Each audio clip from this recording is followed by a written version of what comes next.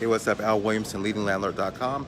I am in Virginia, just flying back from a conference. And one of the things I'm walking away with is the new understanding that you just absolutely have to keep your promises to yourself.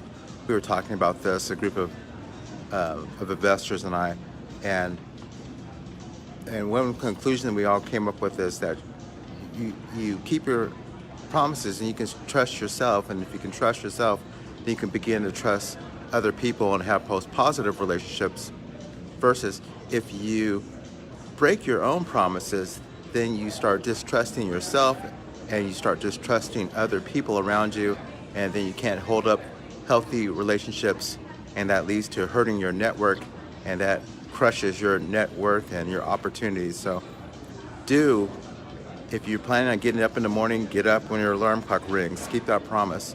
Working out is absolutely important. If that's something you say you're going to do, well, keep your promises and build that internal capacity so that you can build wealth unbounded. All right.